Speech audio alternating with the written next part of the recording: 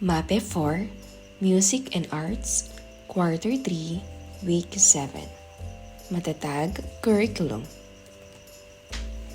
For the content, local concepts, processes, and practices in music, theater, dance, and arts, legends and folklore of the province. Explain or share your thoughts about this quotation. If we are to preserve culture, we must continue to create it. By Johann Huizinga.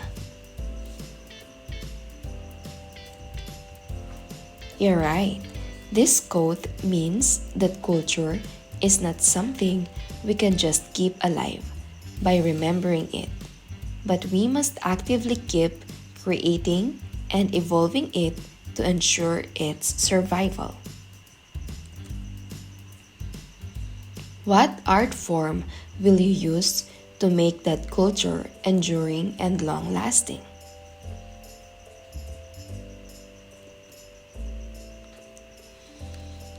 Let's talk about folklore of Mount Arayat, the legend of Apung Sinukuan. Mount Arayat is a potentially active stratovolcano located in the province of Pampanga on the island of Luzon, Philippines. Popular folklore has stated this mountain to be the home of the Diwata Maria Sinukuan. However, in ancient Kapampangan folklore, as well as the research gathered by Kapampangan students of Henry Otley Beyer, it was and is the abode of Apung or Aring Sinukuan, rival of Namalyari of Mount Pinatubo, who is in varying versions the son of Kargon, who was mortally wounded in a fight with a giant from the Zambales mountain range, which is said to be the home of Apo Namalyari or Malyari, a deity of the Zambal, Etas, and Kapampangans living on the Zambales range.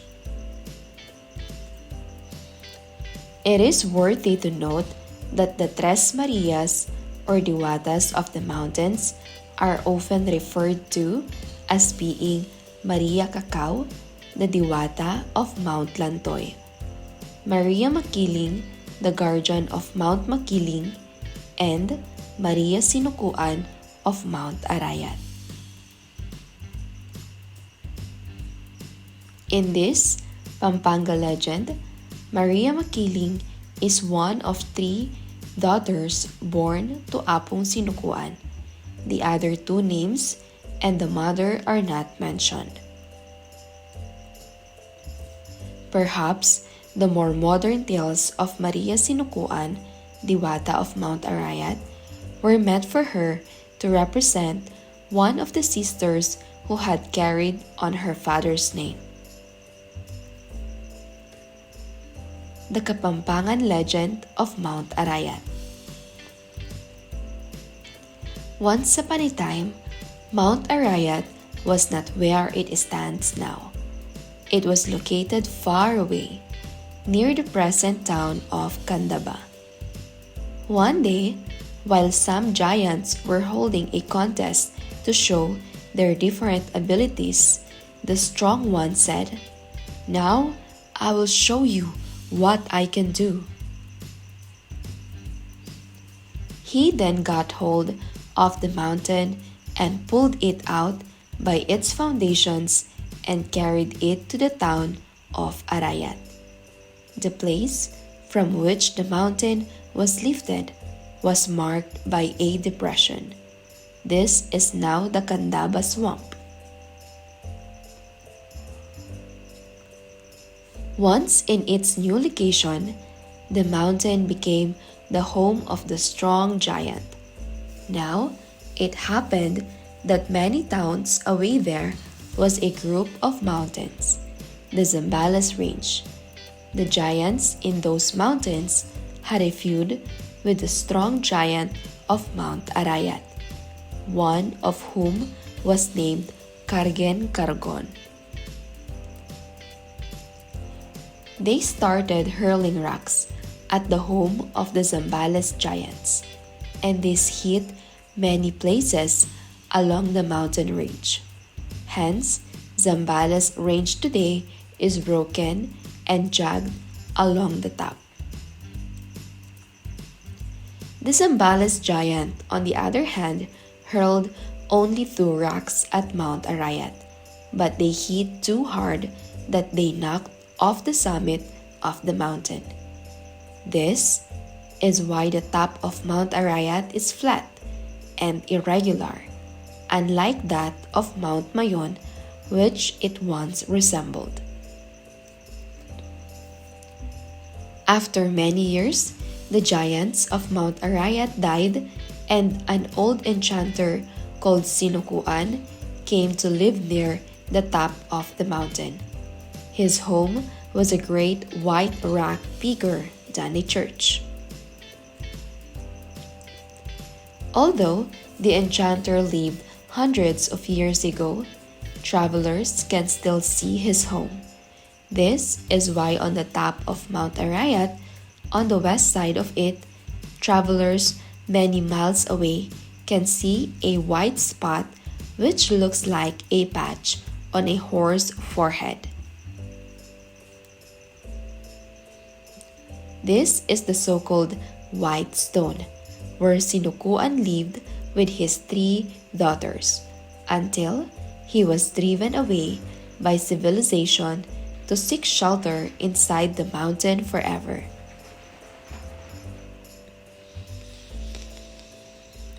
Sometimes they played tricks on the lowlanders.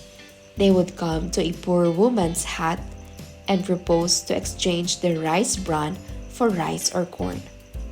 Often, they were refused, but they always went away without anger. However, a few thinking that there must be something mysterious in the stranger's bargain would even exchange valuables for the rice bran. When the 3 Marias had done this, simple-minded folks would look at the rice bran and find that it had turned into gold. Has anyone seen the inside of Sinukuan's home in the Great White Stone? Often, they had in the old days. The door of the fortress was wide open for visitors who might want to come in. Yet, no one would voluntarily go there. So afraid were the people of even coming near the rock. But simple-minded farmers who had not known evil were sometimes favored by Sinukuan and his daughters to come and visit them. They would wait unseen for a farmer at dusk, when he would be walking slowly home, and then suddenly stop him by putting all sorts of impediments in his path in such a way that his footsteps were led on and on to the big rock. Once he is there, Sinukuan and his daughters would reveal themselves and take the guest to a chamber whose floorings and walls were of solid gold. He would be forcibly offered a repast on a gold plate, matched by gold knives and spoons. If he partook of the repast, his body and soul as well as his mind became the property of Sinukuan, and he never would like to leave the place again. If, however, he declined until he wasted away, the old man and his daughters would take pity on him and send him back to his family with precious gifts. The Mount Arayat legend may be dismissed today as a myth, but it is based on facts elaborated on by the minds of the people. If you go to the mountain today, you will still find a great white stone as big as a church. You will also see the flattened top of Mount Arayat, where the rocks from the Zambales giant are supposed to have landed. Even now, woodcutters walk carefully about the former home of Sinukuan. They do not point unnecessarily at strange insects, animals, or trees for fear of offending the grand old man of the mountain. Answer the following questions. Describe how you imagine the characters in the folklore story.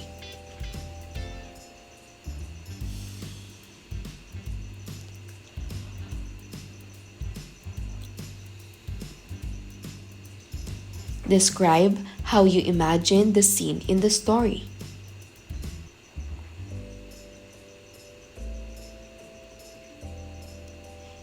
Did the change in voice, use of sound effects, props, visual aids, music, your teacher's facial expressions, etc.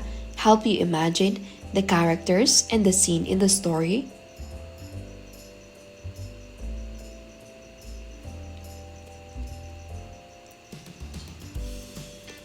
If the narration was done plainly, would you still be able to imagine it the same way?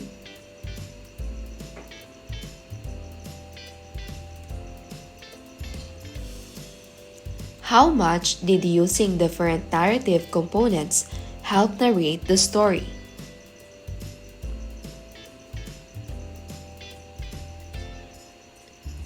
For your assessment, you will be assessed according to this criteria. Brief and precise, ideas and content, legible handwriting.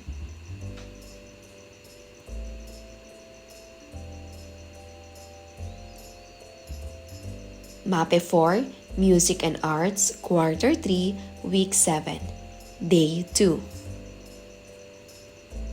Plan a creative work that expresses their own story or identity in their community using appropriate local artistic elements. Activity number 2, the greatest performance of my community.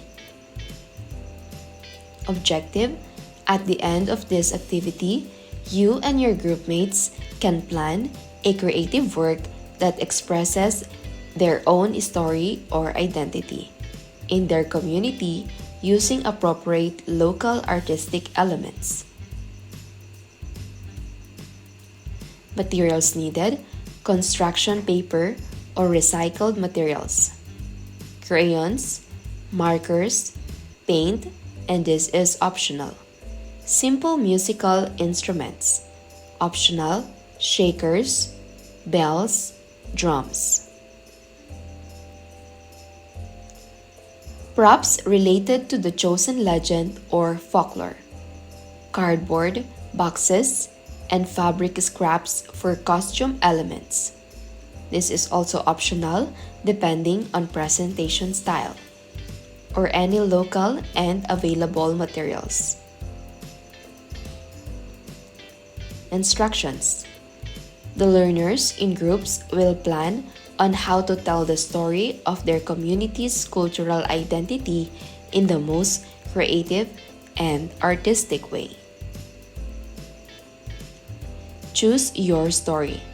The class will brainstorm local legends and folklores about their province or region. It can be the one they studied in the past lesson or something new. The teacher may provide pre-selected popular legends and folklores and let the class decide. Choose your medium. Choose the medium through which you communicate with your community, focusing on its cultural identity. It can be performance art, visual art, or a combination of both. It can be role-playing, puppet, interactive story narration. Divide the scene. Organize the chosen legend or folklore into 4 to 5 important scenes. Divide the class into the same number of parts as the chosen legend or folklore. Each group will decide which part they will take to reenact. Each group will perform for a maximum of 2 minutes, with a total of 10 minutes for the entire class performance. Create an outline. Talk about how music, theater, dance, and visual arts will be used to show each scene. Summarize all information using an outline. Write down how you intend to present the story. Groups will incorporate a minimum of 2 art forms in their creative work. Make your visual art. Create a visual representation of your story. Note colors, shapes, and composition to convey emotions. Symbolism is also a consideration. Add your own music. Let the pupils use their own voices with different tones, pitches, and volumes, as well as sound effects. Background music is also encouraged for interactive narration. Dance and movement. Choreograph a dance piece that embodies your narrative. Movement can be a powerful language, and you can combine it with gestures and expressions to convey the story. Theater. Learners will practice their body language, facial expressions, and dialogue delivery. This is optional. Here is the criteria for assessment. We have cultural relevance, integration of art forms, creativity and originality, collaboration and teamwork, presentation, with a total score of 25 points.